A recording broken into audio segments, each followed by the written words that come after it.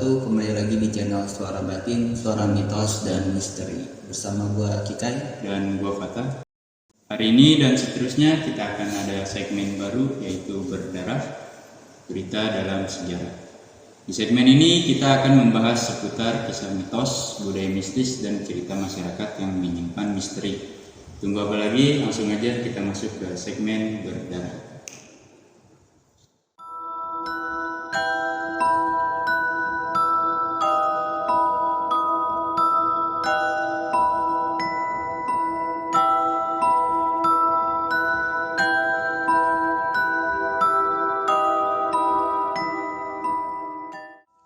Oke guys, di video pertama Berdarah ini kita akan membahas seputar urban legend yang ada di Indonesia. Indonesia memang dari dulu terkenal dengan hal-hal mistis, seperti kejadian supranaturalnya dan berbagai cerita rakyat yang tersebar di tiap daerahnya. Bahkan banyak orang yang masih percaya dengan adanya itu semua di zaman sekarang. Dan sebagai masyarakat Indonesia, kita tak lepas dari banyaknya adat dan budaya yang sudah ada sejak zaman nenek moyang, dan urban legend adalah salah satu. Urban legend merupakan sebuah cerita turun-temurun yang disebarluaskan dari mulut ke mulut, yang dimana memang selalu berdampingan dengan hal-hal mistis. Meski demikian, banyak juga saksi mata yang konon benar-benar mengalami kejadian terhadap urban legend tersebut. Nah, mengenai urban legend, ini dia beberapa urban legend rangkuman tim Suara Batin yang dikutip dari www.ussfeed.com dan www.skandinavia.co.id. Oke, langsung masuk ke urban legend yang pertama. Ini ada Nenek Gayung. Konon katanya hantu ini adalah seorang nenek-nenek yang tiba-tiba suka muncul di pinggir jalan sambil membawa gayung dari batok kelapa dan sebuah tikar anyaman. Penampilannya mengenakan kebaya dan memiliki postur tubuh seperti nenek-nenek pada umumnya. Rambutnya berwarna hitam dengan kulit pucat dan mata yang sipit. Namun sampai sekarang belum ada yang membuktikan kebenaran tentang urban legend yang satu ini. Gimana kah tanggapan lu dengan Nenek Gayung? Gua sempat dengar sih, emang dulu sempat viral sih ya kan Nenek Gayung. Cuman kalau untuk ini belum terlalu jauh Nenek Gayung ini. Sama sih, cuma dengar berita doang. Belum tahu juga, kalau gue belum tahu juga dari daerah mana. Mungkin buat kalian yang lebih tahu cerita lengkapnya, silakan tulis di kolom komentar. Oke, selanjutnya adalah kakek cangkul, yang juga sempat menjadi bahan perbincangan beberapa waktu silam. Kakek cangkul ini mempunyai penampilan layaknya pria tua, biasa dengan membawa cangkul berkaratnya kemana-mana. Ia berkeliaran seperti itu karena katanya jenazahnya tidak dikuburkan dengan layak. Konon kakek cangkul merupakan suami dari Nenek Gayung yang sudah dijelaskan pada cerita sebelumnya. Nah, ini gue baru tahu nih kalau kakek cangkul ini ternyata suaminya si Nenek Gayung. Gue juga pernah sih nonton filmnya ya. Dan yang ketiga ada hantu Jeruk Purut. Konon katanya di tempat pemakaman umum Jeruk Purut ada hantu pastur tanpa kepala yang bergentayangan bersama dengan anjing hitamnya. Menurut kisah yang beredar, dulunya sosok ini merupakan korban salah bacok pada zaman Belanda. Pelaku pembacokan mengira sosok ini adalah penjajah, padahal sebenarnya ia telah menjadi warga negara Indonesia. Dan hingga kini arwahnya masih bergentayangan sambil berkeliling di TPU Jeruk Purut pada malam hari sambil menenteng kepalanya sendiri. Menurut kepercayaan setempat, hantu pastor ini sedang mencari kuburannya yang ternyata tidak pernah ditemukan. Nah, untuk kalian yang nonton video kita, nanti kita insya Allah lah ya akan ada penelusuran ya ke TPU Jeruk Purut. Ditunggu aja. Dan buat kalian yang ada info atau channel kenalan yang tahu gitu tentang TPU Jeruk Purut, bisa kasih tahu ke kita. Oke. Next. Selanjutnya adalah terowongan Casablanca. Terowongan ini menjadi salah satu lokasi yang dianggap keramat atau angker oleh warga sekitar. Bahkan menurut kisah yang beredar, terowongan ini pernah menjadi lokasi seseorang melakukan bunuh diri.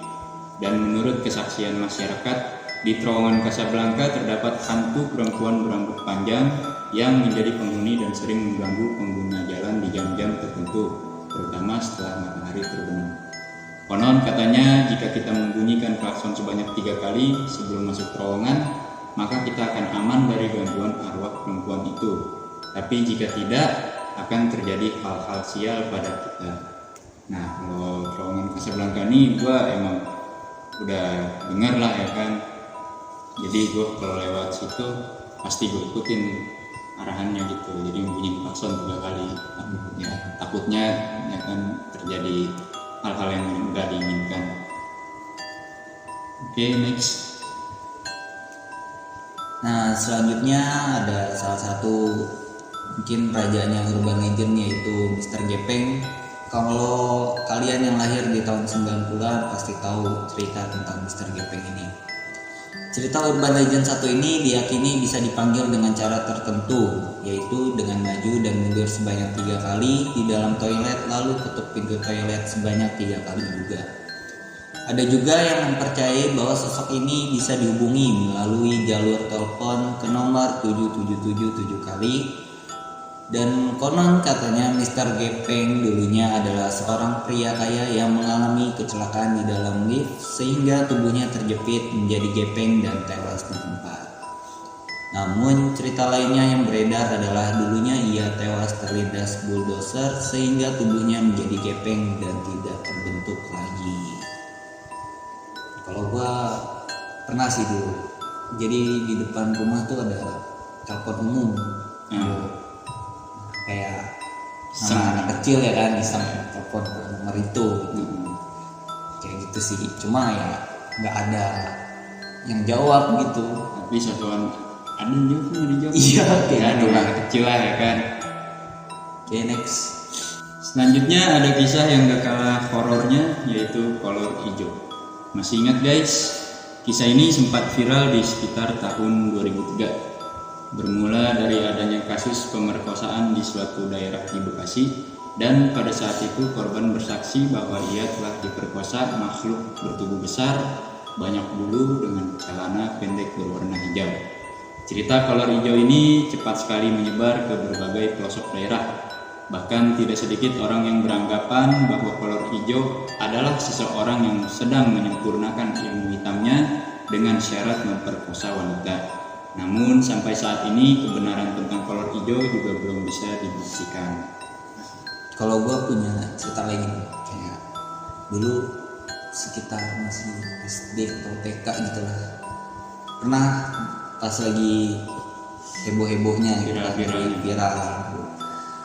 itu kakek gue naruh daun kelor sama bambu kuning kalau nggak salah di depan pintu, karena kan tante-tante gue dulu belum pernah nikah kan. Yes. Kayak gitu sih, cuma ya nggak tahu juga gitu, percayaan lah kayak gitu. Oke, next.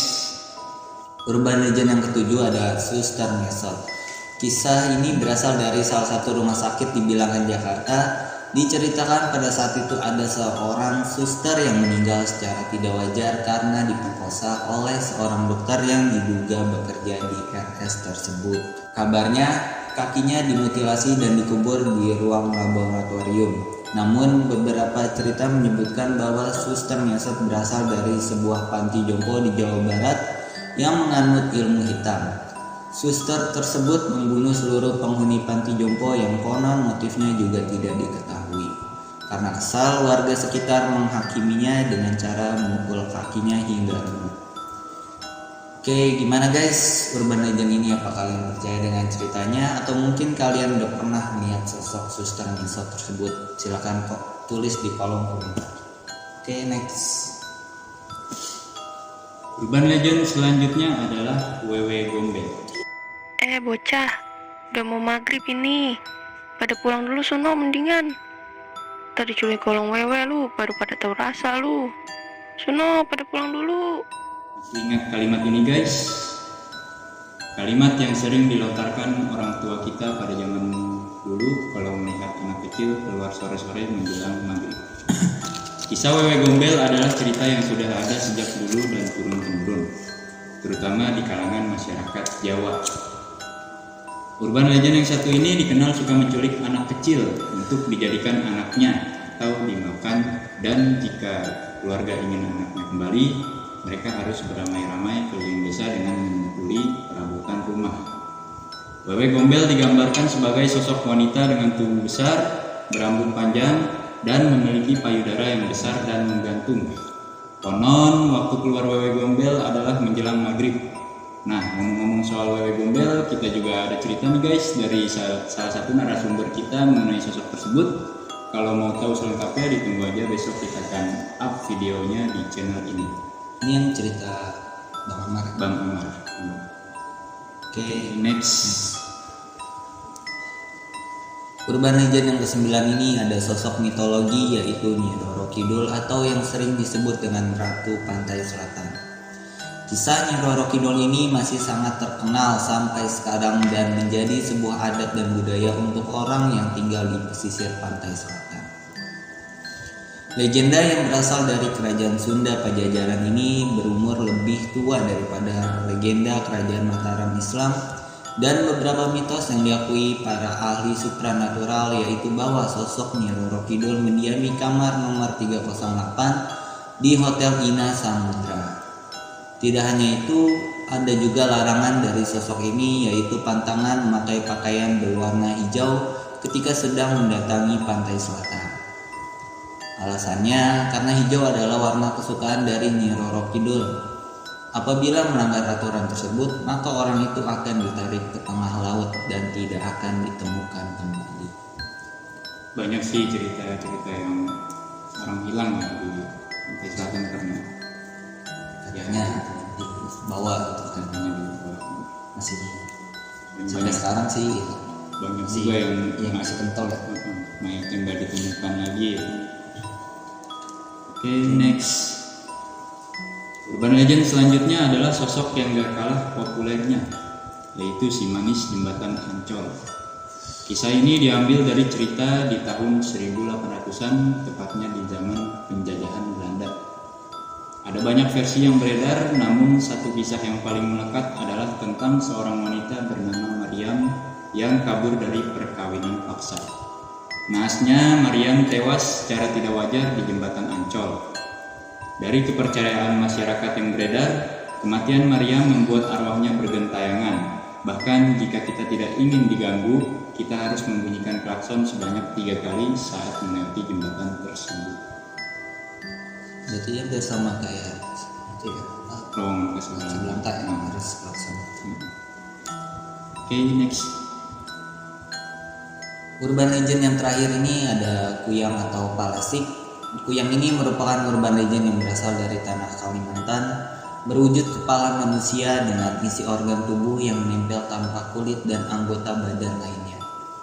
Kuyang meneror masyarakat dengan terbang dan mengincar atau mencari para wanita yang sedang hamil.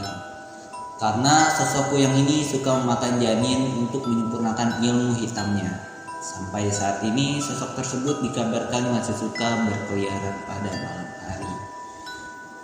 Mungkin ini di luar Jawa Pak. Nah, untuk Alhamdulillahnya di daerah sekitaran kita gue belum pernah dengar. ya untuk daerah-daerah sini jarang sih. Jarang, mungkin di luar Jawa. Oke.